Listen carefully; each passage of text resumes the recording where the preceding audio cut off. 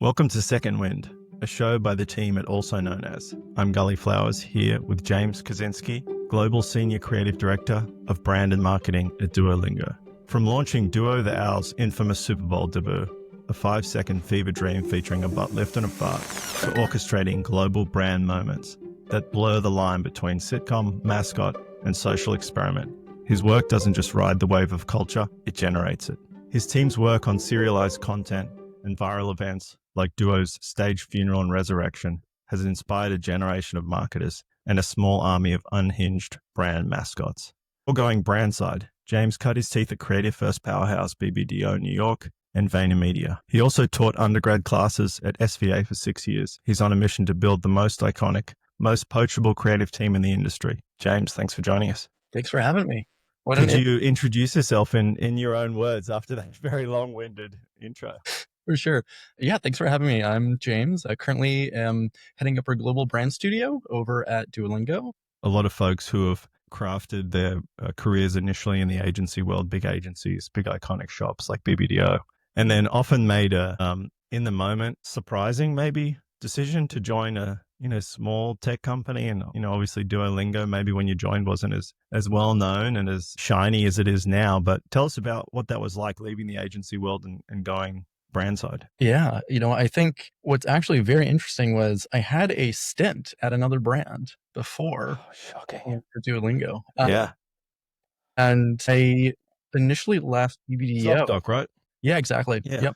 Trying to get rid of those friggin' forms at the doctors. Please. Thank you. Thank you. At the time, it seemed like a very interesting opportunity to go and disrupt the space within healthcare at the time, which is very odd because you don't think of healthcare being the most creative place to jump into. But it seemed like an opportunity. I think they were the third largest startup in New York at the time. And, I was looking at what would be a great challenge after, developing some great work on the agency side at BBDO before. And, I jumped in, and I have to tell you that it was a very different culture than I was expecting, a very different set of challenges that I also was not expecting in terms of, looking at performance marketing and things that were maybe your unsexy creative, as others would say. And coming from a very creative first agency and place, it was kind of a big flip at first. Yeah. And a big challenge there. But I think after spending about a year there, I realized there was a ton more that I really needed to know if I was to really succeed on the brand side. And a lot of that came from the media and understanding different media channels, understanding costs and budgets, and even, performance marketing and a lot of that side that actually helps brands grow versus just building brand love. So yeah, there's definitely a lot to learn there. So you almost went back to school. You left the agency creative world, right, BBDO, and you went to ZocDoc for a short period and realized you wanted to sharpen up on some of those more like performance and media oriented subjects. Went to Vayner for 3 or 4 years. Exactly. So for me, it was more about what didn't I know and what do I think could help me in the future? And then, I always look for where attention is and where it's going, where it's heading. What we do in marketing is all about attention and, trying to garner that from somewhere else. And the idea is, where are people spending most of their time? Yes, they're still watching content now, but where they watch the content is a completely different landscape than, 10 years ago, 15 years ago. So for me, it was about understanding where people are spending time and understanding that space, with a lot more detail. It's great. Tell me about the culture, going from a really big established creative shop, BBDO, sort of iconic, classic creative agency, to ZocDoc, obviously like more product focused organizations, startup.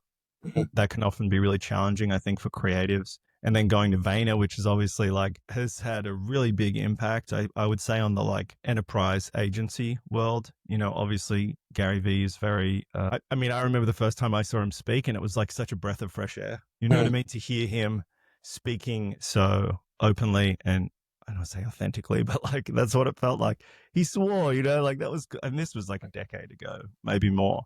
But I think, that focus on, looking at attention, looking at social first, looking at, I hate to say virality, but thinking about, as you say, media, performance, social first, right? Tell me about the journey and the different culture at those places and how it was to, and obviously where I want to land with this is I think the Duolingo culture is fascinating. And I know you guys have that book you created. So I'd love to finish there, but like tell me a little bit about that journey to Mm. start. Yeah, I would say, it's a big shift and big difference between each of the places that I've spent time at, even on the brand side, right? Or even at an agency side where most people have experience in. Each agency culture is so different from one another, right? And brand side is pretty much the same, right? I would say when I first spent time at BBDO, it was I would say at the time there, it was such a good kind of connected group that all really focus on creativity and flourishing in that environment. And this is pre-pandemic, so everybody's in the office. Shocking. Yep. Shocking to be in the office 5 days a week, guys. Even Friday, even Monday, yes. Yeah, exactly. Saturday, even people would come in on weekends, right? Yeah, yeah. I remember especially my first few years there, I'm definitely spending a lot more time. But it's what you really needed to do to make sure, you were able Sure. to bring in some great creative ideas. But, at the time it was still very much structured, it was a copywriter, art director, two people kind of partnered together, very traditional from that perspective. And you would And get a brief, right? Like you would get a really polished brief document, like really well thought out. yep. You would get time. You would probably get a couple of weeks, right? Oh yes. Wow. Yes. Weeks, weeks, weeks. Yeah. That now feels like a Feels quaint. Yes. Feels feels like adorable. But I would say teams were very much, connected even within your group, just working on one brand or a few brands. You kind of tried to live and breathe that brand, even though you're on the agency side. I would say there was a healthy competition, I think, with a lot of the team Sure. members there. But jumping into, let's say, ZocDoc first was, it was a night and day difference. I think the there wasn't a sense of conceptual ideation. Right. And it was interesting because we were working with a smaller kind of boutique creative agency to come up with ideas. And, I'm there and just like being now at the client side, it's just so bizarre being like a full 180 flip. And, you're looking for, again, what's the insight? How does it come to life? And then you're way more focused on, is this on brand? And like, is this right for us? And the mindset that you have is you're thinking about where the product is now, where it's going. Will this make sense? If we put this campaign or this idea out into the world, is this going to hurt us in, a year's time, 2 years time, 3 years time, or help us? There's a And did lot. you already feel like social was where you should be pushing those ideas? I think there's a tendency for, folks from places like BBDO to want to make films, and enter those films and can. But I get the sense that you were probably a little bit more switched on towards like the potential of social even then. Yeah, exactly. Again, as I mentioned, for me and what I think we do in marketing, it's about the attention game. Where are people spending attention? Where is it shifting? And is your audience there? And really finding ways to connect with them in those places. So the way to kind of look at what we do also in marketing, it's anyone can fill a media buy and pay for it and get eyeballs. Even AI now. Yeah, exactly. And Yeah. I think that's a cop out because what you do as a creative in this field is to get beyond that, is to actually come up with ideas that scale beyond whatever medium channel. So for me, whenever I looked at, projects, it's for me was more about the word of mouth, the earned media coverage that you get from your idea, less so of, oh, did you see that beautiful film? And That we paid $6 exactly. million, like 60 seconds of Exactly. airtime. Yeah, so it's more about how does the thing scale and transcend the medium that you initially maybe have ideated, but that for me is actually the media currency, that, that I think has kept very consistent throughout my career and where I've actually spent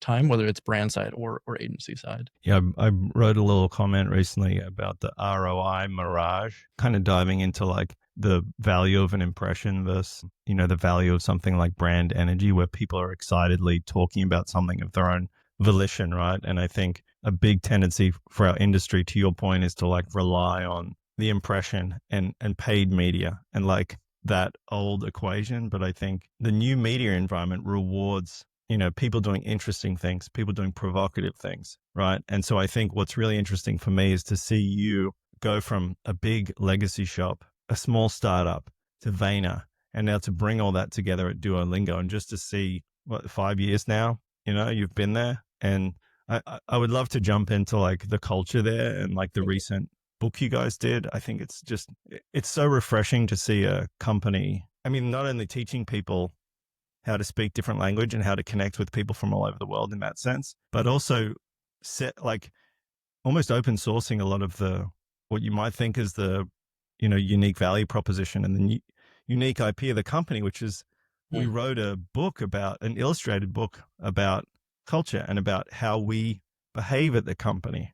So can you tell us a little bit about the thinking behind that and how it came about? And I mean, I see it on LinkedIn, and I think you can win a copy or something. I just saw a post, so I had to look at the LinkedIn this morning to make sure I had the latest stuff. Yeah. I'm very excited. We've created printed copies, and we have our annual, I guess, birthday anniversary as a company coming up next month, in about literally in a few weeks, and we'll be getting hard copies of this book for everyone within the company, which is kind of funny when you think about a very AI first and mobile app company getting printed books. But no, I would say for us, what's very interesting with how our company was founded, right? We're founded by, um, and a group of very smart genius engineers. And this idea of experimenting has always been in the core of our company's DNA, our brand's DNA. What's been very interesting, we now have like a model, which we call like the green machine, which is our way of approaching problems or approaching topics. And, it really starts out with, again, this very experimental mindset of always trying to just experiment with hypotheses, putting it out there into the world, seeing what the world thinks, how they sort of take in this content, right? That goes That's very like product company centric, right? That's how sort of like great product companies work. Yeah. exactly right. You throw out an A/B test and you sort of get feedback. And I think that way of thinking is extremely unique to a very, again, product focused brand. But what that does, it allows for more experimentation in many different places, and the places that you wouldn't expect it to come up, such as marketing. And for us, we're always experimenting with new things. We're focusing on, again, spending 20 to 30% of our time and budget in experimentations, because those are the things that really allow us to move quickly and adapt at the speed of culture. And I would say, most companies or most other brands that I've been at, there isn't that level of openness to experiment. And that's got to come from leadership, right? Like that's got to come from the CEO. It can't just be like the CMO trying to protect the team to be able to do those things. It really needs to come from. Exactly. Yep. And the best part about that, though, is when you have this culture of experimentation, you really allow everyone at every level to be part of that. And what you're doing is you're not just having one vision of an experiment. You're having, if your team is, team of 10 and 15, you're having every single person kind of come up with new ideas and experiment within their own space. And honestly, that's really what led to even us really first focusing on social media over at Duolingo. It was someone who had a little bit of time and they're like, all right, this experiment will be TikTok in this quarter. Someone on our team, Zaria, who's now very well known in the social media space, took it upon herself to, create content, experiment out. And our first experiment actually on the platform wasn't great. It was just other influencers talking about how, they use Duolingo and how they're learning about a language. And that makes sense. I mean, a lot of brands would take that approach, right? It's a very sensible thing to do on a new platform. You kind of hedge your bets a little. Sure. Yeah, exactly. And I think what was interesting was we looked at the experiment and we're like, well, that didn't work.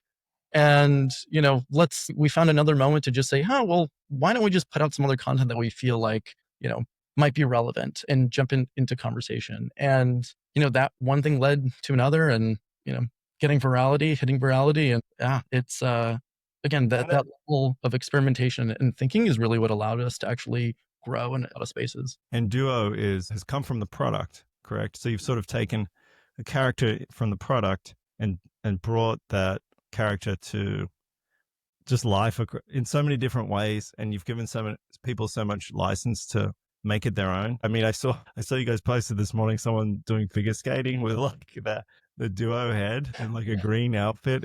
I'm just like, I love the way that people have kind of like taken duo and remixed and recreated. And, that's very much like what social native, Mm. platforms like TikTok, they're built upon that, right? It's like remixing your own take, different memes. Like this is like the foundation of the entire product. Yeah, exactly. I think what's very interesting is that the way that we approach our brand is by allowing others to build it and break it. And I'd say long gone are the days where, as a brand, you speak in one tone or one way, right? It's like, I speak aspirational, or this is how I Yeah. perform This brand. is our customer, Dylan. Exactly, right? And I think now it's more He of, drives a truck in the Midwest. He likes Bud. yeah, right. You could like imagine this person, but I think what's unique is no one as a human being, no one's really like that, right? You don't only speak in one way; you have different facets to yourself. And for us now, if you were to ask who Duolingo is as a brand to my mom, she'll be like, "Oh, it's the cute app, the cute bird within the app who's really trying to get me to do my lessons." You ask that to someone, I don't know, outside of a middle school, and they're like, "Oh, it's the unhinged, like crazy, Yeah. BBL howl." And when you think about those two things are maybe very opposite, and that is very Yeah. much okay. Because now, in such a fragmented world that we're in, attention that you spend is very different places. And we feel like a brand should be able to scale itself into all those different touch points in a way that doesn't feel, too stale. So for us, when we look at building the brand and Duo, it's really about making him feel as natural of a human as possible, and less so following some of the traditional norms you would see from any brand that says you only speak in this very small silo. Can you just talk a little bit about the handbook? Because I love this. Yeah. Yeah, I mean, our handbook, was developed by a lot of our team. We have our design studio team who's done amazing artwork and illustrations. But what I love about what we put together is what I mentioned before on us creating the green machine and talking about our main core principles. I think my favorite is actually the make it fun principle, where for us, and something that we always tell any of our partners or anyone who's creating content for us, it's you have to have fun. If you're not having fun creating the work, it shows. And I'd say whenever we look at work that's being presented to us for us to create, whether it's another partner from another agency, my favorite thing when I look at is the team presenting it with fun? Like, are they laughing about it while they're Yeah, right. Yeah. or from our team side, when we're first seeing it, are there smiles on our faces, or is there laughter when we're seeing the work? And from that perspective, that's usually what makes a good idea, one that's easily recognizable for us. That's so interesting because I feel like a lot of agencies, because there's like archetypes of like speakers, right? So like I think the one that most agencies present as is like the professor archetype, which is like I'm really serious about this content and we're a really thoughtful agency, so we need to be really professorial in our delivery and presentation, right? But like I feel like you're absolutely right. Like the best ideas come from people who are excited, like vibe is fun. It's like the vibe is excited. It's not like I'm exhausted and oh, here's idea three and this is what we would do, kind of going through the motions. So yeah, it's great that you guys made that into the official, part of the one of the five principles. Yeah, and there was an interesting story around this because this was actually first created by one of our agencies. It was the first um, agency that I brought on when I first started at Duolingo. We reached out to Wyden Kennedy, Amsterdam, to work on our global marketing platform and strategy, and they came back with this concept of make it fun. Which seems really simple, right? It almost seems a bit like trite, right? It's like too simple. Like make it fun, guys, really? Yeah, That's one of our five principles. yeah. But you know what's very interesting? It's all based out of the insight that when you are having fun doing something, you're more likely to continue doing it, right? And as a gamified product of learning, if you're having fun learning, you're going to want to keep learning and you're going to want to keep doing that. So for us, it was It's all about this notion of, when you have fun, you go further. And that really, really is just embodied within our product or experience, but then now also within the marketing that we do. And that is really the core reason why we're so entertaining. Because for us, it's just about how can we help make learning more fun and keep you kind of along that journey. Yeah, absolutely. Now let's have a quick look at, and this, I mean, this has like almost 6,000 likes. Like 246 reposts. That's pretty good for a company handbook. Yeah, You know what I definitely. mean? And it's also company page. I read the other day that company pages were over. Like organic reach for company pages, I think is like legendarily low. And I just love that people, to our point earlier about people, taking this brand character and really making it their own. Yeah. I just love seeing stuff like this. I feel like this is sort of the ultimate metric. Somebody putting on the duo head and figure Yeah. skating in a green outfit. Yeah. We really love and allow others to kind of like help build our brand with us. And what we do is we actually just lean into what they're saying and what they're creating on behalf of our brand. For us, I like to say that our next brief is in our comment section of a social post. I You like take that. a look at what people are commenting, seeing what they're saying about your brand. You're like, interesting. That's maybe the sixth or seventh person to say that. And we're like, maybe there's something here. So I guess let's talk about process for a little bit, because I know, I learned the craft at DDB Sydney where process was sacrosanct, right? If you mess with the process, you would get yelled at. Like literally someone would come out and be like, what the F are you doing? And I'm sure BBDO was probably similar, right? And I do believe that it's really important to take the proper steps to think about the brief and to put effort into the brief, right? And I think where I see a lot of folks falling short is like they don't know how to brief, they don't know how to write a brief, right? They don't know what to put in there, they don't know how long to make it, they don't know how to do an insight. And I think hearing you say that, a social comment is your new brief, I think is super interesting, right? Because it speaks to how, and we've talked a little bit about the Dead Duo campaign, I think Yeah. Manu called it, and how that came together. It was like long and short, right? You said it was like 3 days, but it was also like 2 years in the making. So tell us about process, because I think obviously process is a bit of a safety net for creatives, but then also process can in today's world be really redundant, right? So like tell us how you think about process in one of the hottest in-house, and you use agencies too, but in-house brands around.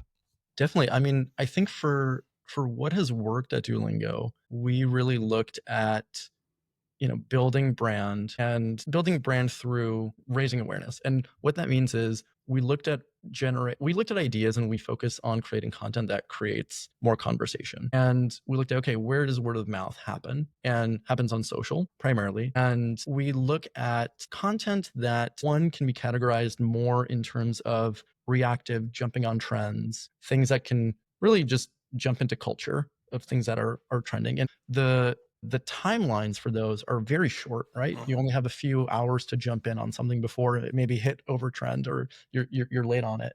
And then on the other spectrum of things that do take a little bit of time, we then have campaigns that we more traditionally, I would say, we've created. And those usually, again, our biggest campaigns are we have a tiering structure internally that we use, and we only have about like what we call like tier 0 campaigns, which usually maybe we have about one a quarter or so. And these are initiatives that, again, take a bit more time, are less reactive, but really kind of like allow us to build brand and build more brand love within a specific space. So a great example here is something that we did with Netflix and Squid Game for season 2 that Yeah. launched. And that's something that honestly takes us about 6 months to fully develop.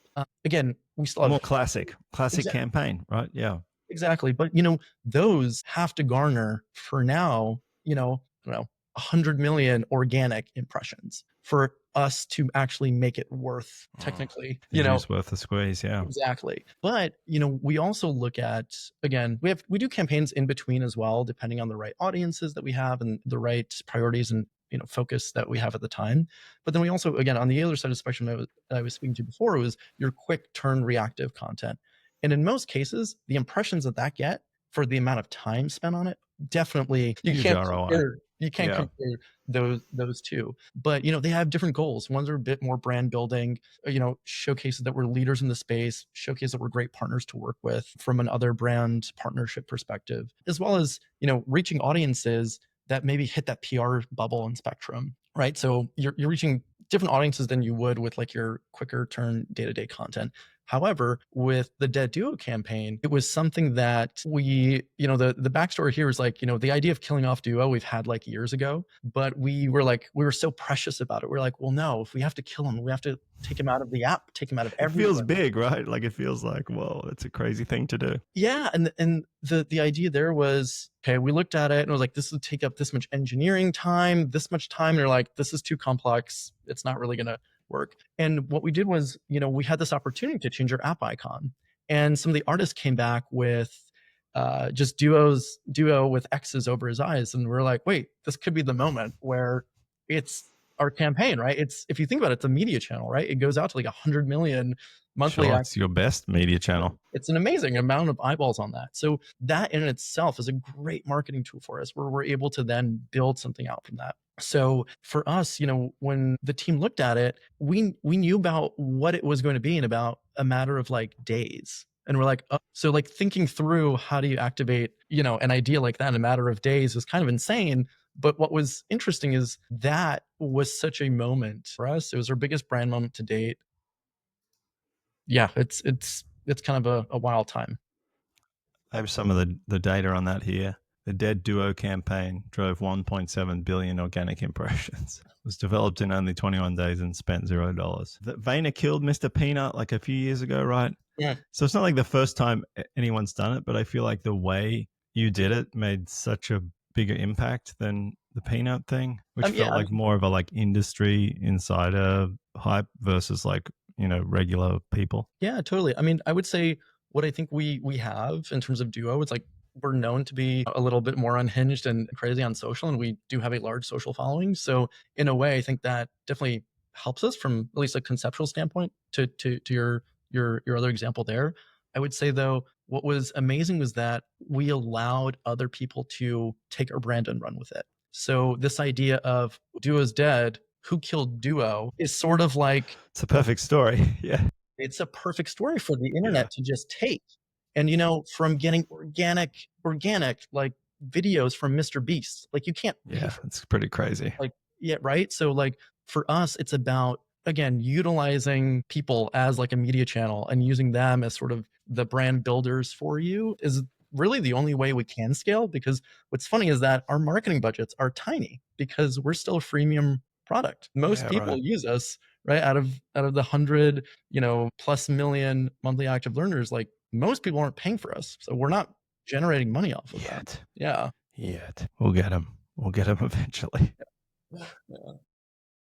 That's great. And I think I'm interested. I see Duo over your shoulder too, perfectly positioned. I was like, wait, is that a little like widget on the screen? No, it's the real one. Always watching. The real one. The big thing that stands out to me in terms of like mascots or like brand characters, right? Is like traditionally they've been extremely rigid. Like with most brands, it's like, here's the very specific way this mascot shows up. I mean, I worked on the Travelodge. We like redid the bear like a decade ago. And it was like, we created this guideline and it was like so specific. Like we had approved poses. Do you know what I mean? We had like 14 poses he was approved for. And obviously like technology has helped with the ability, but you guys don't need it. You got a mascot head. Like it's a fuzzy head a lot of the time. So I think my question is like, how much rigidity is there with the character? Do you have a really defined set, or are you just kind of like, Duo is this really wide net of things he can be, from like a cute kid's cuddly to like a crazy unhinged, person at a concert? Yeah. We like to say we don't know where the line is until we cross it. I would say, think my brain goes back to me being in Pittsburgh, which is our main headquarters. And I was there for the week, and our social media manager kind of comes up and she's like, hey, what do you think about this? And I watch it, and it's a funny video comp of Duo in what looks to be a pool, but it's insinuating that he's maybe swimming in Dua Lipa's pee. And I'm looking at this video, I'm like, is that what it's supposed to be? It's like, yeah. And I was like, I don't get it.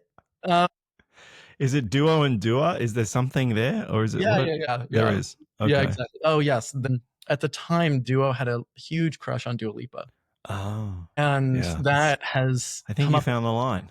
ways. Yeah, yeah. And what was crazy was I was like, I don't get it, but sure, if you think this makes sense and like, sure, let's go for it. Right. So it's about, in certain places we found out where lines were over Yeah. the course of years of content. I would say that the team now has a really good understanding of where and how we should show up. But at the same time, there's beauty in just taking risks. And I would say our legal team is probably one of the best in the business because You've never even met them, have you? You're not even emailing them. I can't imagine you're. they are our head counsel actually went viral on TikTok as being Legal Oh, no Steve, and way. he's created his own content and Amazing. series on So TikTok. that culture of experimentation goes all the way to the league, like in-house counsel. Yeah, yeah, yeah. That's amazing. And it's so interesting because we talked to David Lee at CCO at Squarespace at South by, and I wish we had a sat down for this at South by. We couldn't make it happen the schedules, but David is on the board at RISD, and he's co-chair at RISD, and he spends a lot of time thinking about like the future of work. And I Yeah. promise there's a question here, but he talks about creative being the only job in the future, and not just like what we call creative, like an art director or a writer, like creative humanity and the value that brings to every profession, right? Because if AI takes like all the, menial stuff off the table, all the grunt work, the only thing that we'll have in terms of value is like the way we can be creative about our profession and our craft, right? And I know you're involved with SVA, and I'd love to hear, how you think about even like talent coming into the industry. Like I'm interested in how you joined, how you found your way to, the being an art director. You were just you're a designer, right? Originally, Designer moved in designer. art direction. Yeah, Yep. when I went to SVA. Yeah, First question: how did you get into like design in the industry? yeah, yeah. What actually got me started in design and advertising was I was really into the emo scene of music. Oh, And interesting. I started designing shirts for bands. And this came out of a class that my high school had at the time, which was like, I think it was the first Photoshop and from Adobe. And, from there I was like, oh, I knew I wanted to do something creative, but I didn't know, like, I was just horrible at drawing or any painting or anything like that. Yeah, But right. I loved the idea of still creating something within those confines. And so I went to School of Visual Arts for 4 years, started off as design. And I ended up liking the idea of coming up the concepts behind the design. So a little bit more of like the art direction and a little bit more of the conceptual aspect of it. So I took a track of advertising, and, that route got me into sort of like ideating around, again, the ideas behind the design. I went ahead and took a lot of classes there, had a great curriculum at the time at SVA, and, was able to enter into some like award shows at the time. I think there was like one show had their student briefs, um, Nice.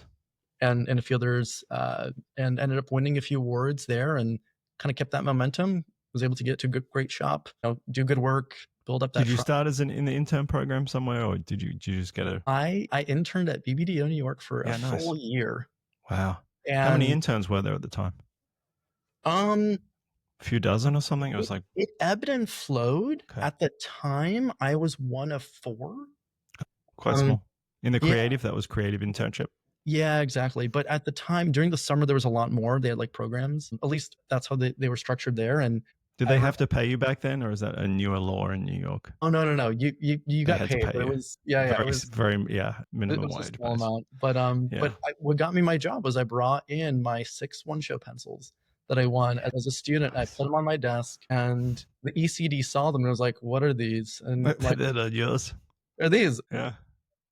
At the time, I think he was looking. I was like, "Wait, that's more than anyone on my team had." And I went in and I was like, "Hey, I would like a job. Yeah, please hire me at this point." Yeah.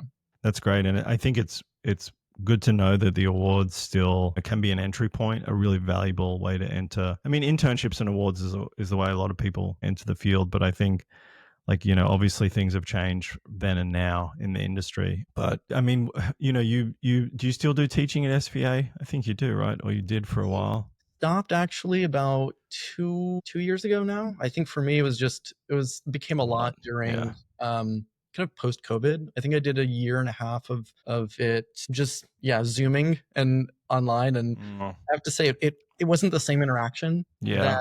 that I really enjoyed for the first 4 years that I was teaching without those type of confines. And so yeah, so I stopped teaching about actually now 3 years ago, and I definitely miss all of the ideas that young emerging minds have. What is your advice to like young people trying to, whether they're graduating or maybe they don't go to college? I mean, and want to just go straight into the industry. How, like, I'm sure they ask you a lot. Like, what's your advice to young people who want to break into being a James Kaczynski? Yeah, I mean, if you're looking to get into creative, I would probably recommend finding a brand that you love or something that you have a lot of passion about, because I think that goes so much more of a longer way now than it has before.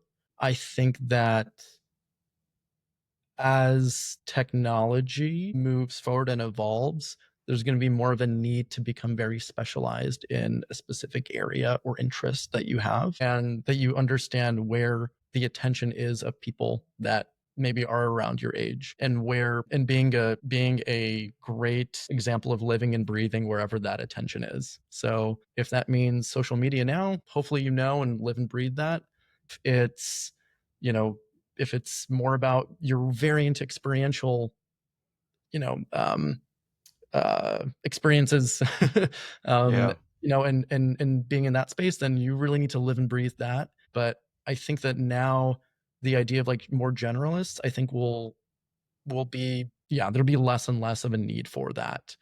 And finding people who have a passion for a specific area or a brand or interest, I think is really the, something that I think will allow young talent to either find a brand or find a position that they can continue to work in as time progresses. Okay. Now, the other thing that strikes me is you've been very strategic about where you've worked. You know what Hmm. I mean? And I think you have a really well-rounded book of experience from sort of multiple facets. And another thing David Lee said was that he thinks creatives should be CEO, and he thinks creatives should be.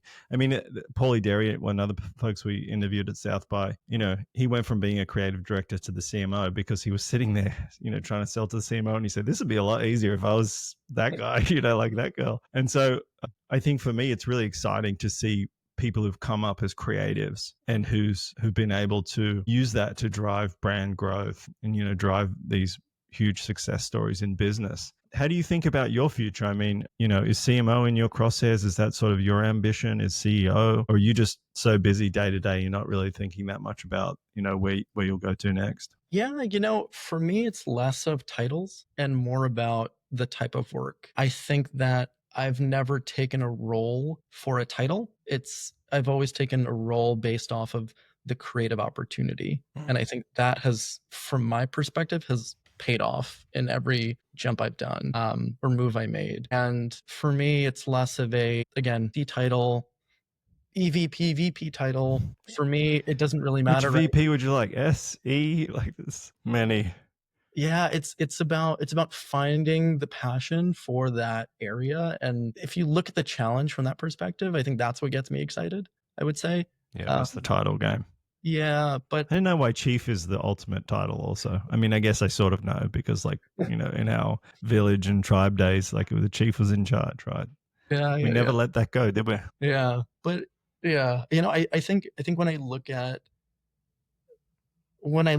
sort of like the future of what work, where work can come out of, I think like the best leaders are the ones who are creative. And I would say that what I have learned over the last several places was having more Yeah. of a methodology Yeah.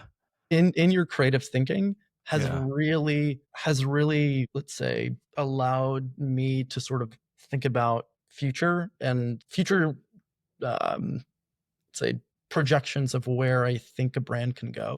Yeah. Right. I think this idea of, again, experimentation now for me is like challenged my way of thinking about opportunities. And it's Because you actually sort of something have to that, keep raising the bar. And so yep, like doing the dead duo, you're like, damn, what are we going to do next? Like, how do we beat that?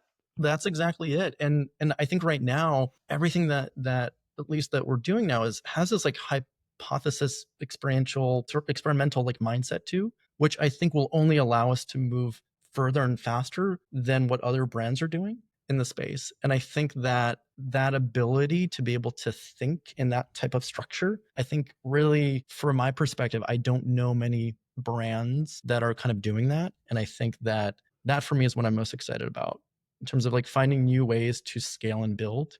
So whatever shape that takes, I think next for myself, I'm very open to what opportunities kind of can come forward. But right now I'm very much interested in this scaling AI tooling and how do we sort of scale the next level of kind of brand building through those types of tooling. So tell me about joining Duolingo. What was it that gave you the confidence that you would be empowered to do this like ambitious, experimental, creative work? Was that really clear from the CMO?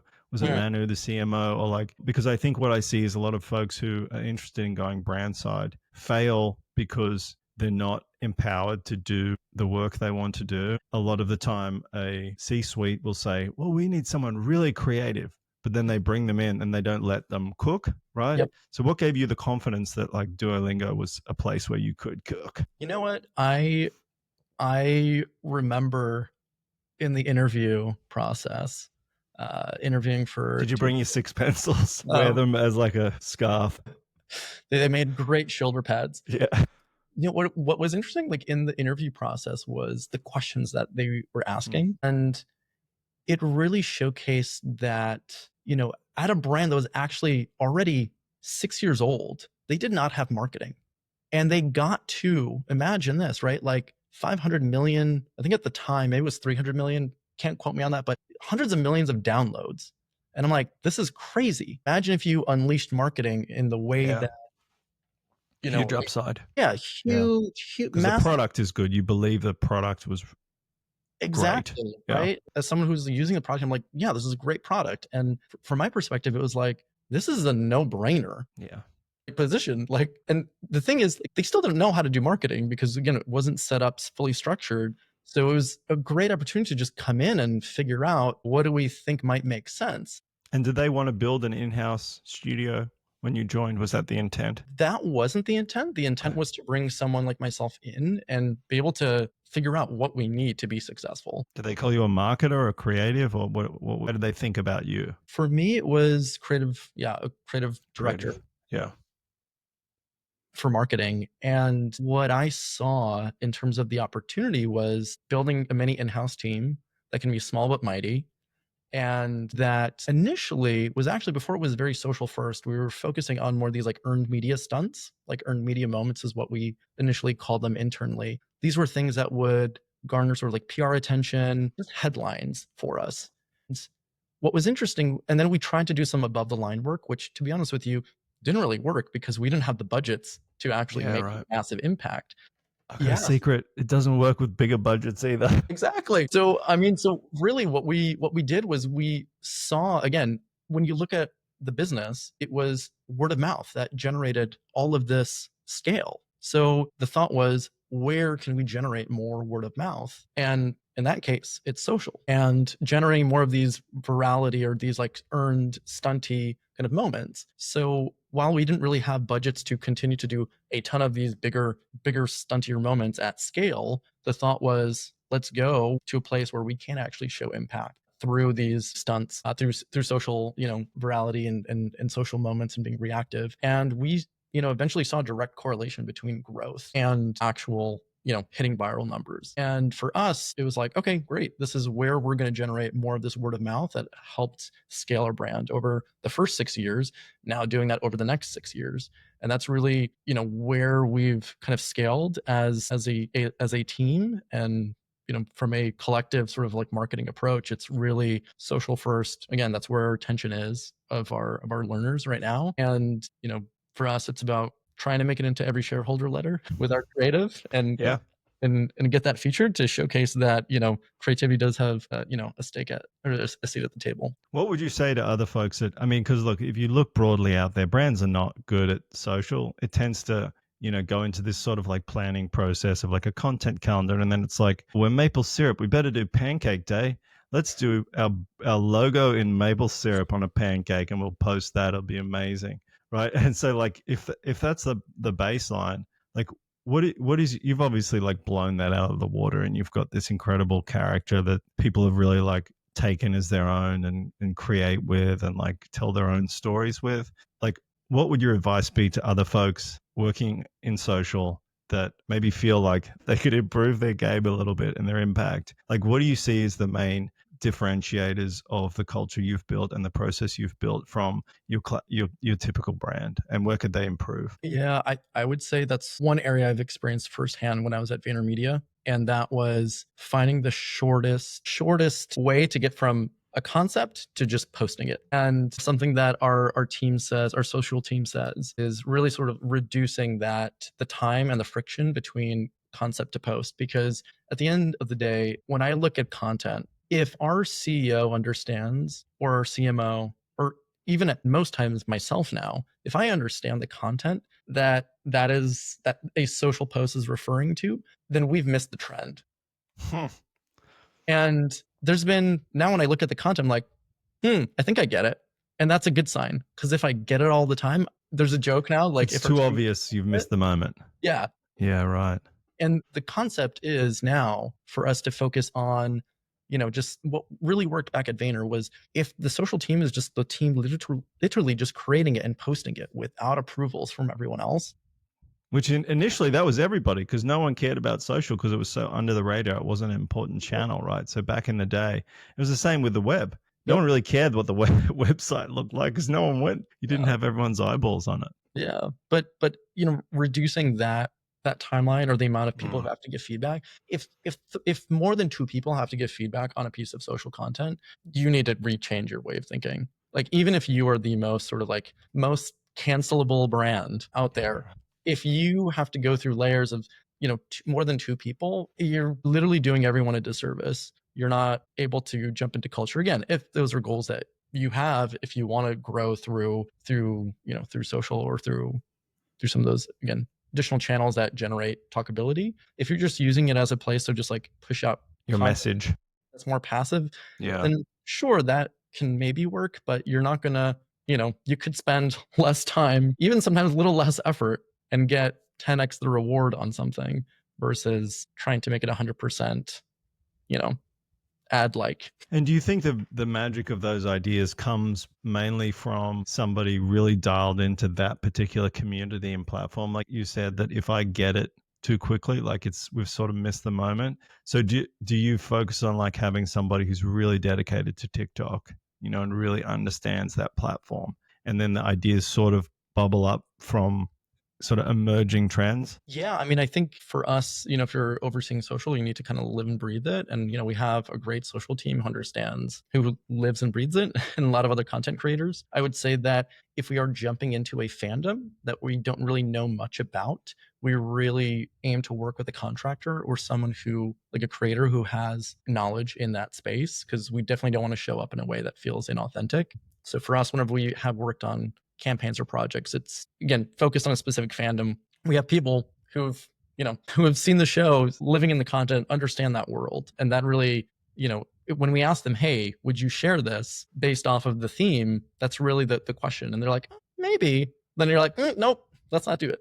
That's interesting you mentioned that, because I read that the Instagram algo prioritizes pieces of content that people send to their friends directly in direct messages, right? Versus like putting it on a story, because, if you think through that, it's like you only send the very best premium pieces of content to friends, right? Like that's almost like the top of the stack. So like, would you share this with a friend is sort of the measure of success, and asking the person who's the expert, not just the lay person, if you will. Yeah, definitely. I mean, that's the filter that we have for each piece of content to campaigns that we put out, and even a bigger question is for larger brand campaigns, do you want to spend 3 months of your life making this if no one's going to share it? That for us is like, yeah, that has to hit the bar. We're sitting on ideas that are like amazing ideas, but like, would it really hit with like the audience that we need? And they're like, no. So you're like, okay, move on to like the next. What do you think your kill rate is roughly of like ideas? Is it high? It depends. I would say it's very low for trending topics. Mm. And Because the cost to do that is relatively low, right? exactly. Yep. But for things around, let's say, product marketing, right? We need to make sure we get the messaging right. We need to make sure we get the right brand collab right. Those can take a bit of time. So I feel like it's hard to give a real number on kill rate there, but we are a little bit more precious with things that we spend more time on. Yeah, But right. those still have to, in order for them to get to that place, we have to have like a gut feeling like this is definitely going to hit. If there's a little bit of like well, I don't know, maybe, then we're just like, this isn't worth the ROI to spend a few months making. And it sounds like there's a spectrum where things really close to the product have a really high bar, and then things really far away and closer to like the trends in the social space and in the platform have a lower bar, right? Of like, does that feel accurate? In some cases, I think like in some cases when we're thinking about like a brand partnership, like such as what we did with Squid Game, I would say for us it's less of a product moment, but just more or less a like, are we showing up in a fun way that would be relevant to that audience? But yeah, we always try and infuse a bit of product into as much as we can, as long as it feels, again, not like an ad. If something smells like an ad, no. Okay. Well, I appreciate all the time, James. I know we're running a bit over. Our last question, I just love to have you think forward like 20, 30 years and ask what would you like to be remembered for in the industry? 30 years. Oh, I'm hoping to retire in 15. I would say, I think the one thing that I looked at throughout my career that has been consistent is just creating ideas that people want to talk about or people talk about. So, and understanding where attention is going. So for me, I say, I think the best ideas are the ones we have yet to come up with, because I don't know where attention will be. But I'm looking forward to, I don't know, new mediums or new places where we can again go after and kind of hack that attention in some way. Probably maybe being known for yeah, finding new ways to hack attention wherever that is. Well, may I suggest you write a book about almost like a reinvention of mascots, like brand characters. I think what you've taught us all is that like they can be incredible assets for companies and incredible vehicles to help tie like product all the way to like culture and like have people co-create with your IP. So I appreciate it, and it's been a lot of fun watching you guys, and I look forward to seeing you do something better than the Dead Duo campaign, which set the bar very high. So I wish you the best of luck with that. Yeah, thank you. Our team is often thinking about what the next thing is. Yeah. Alrighty. Thanks for the time, James. Appreciate it. Thanks for having me.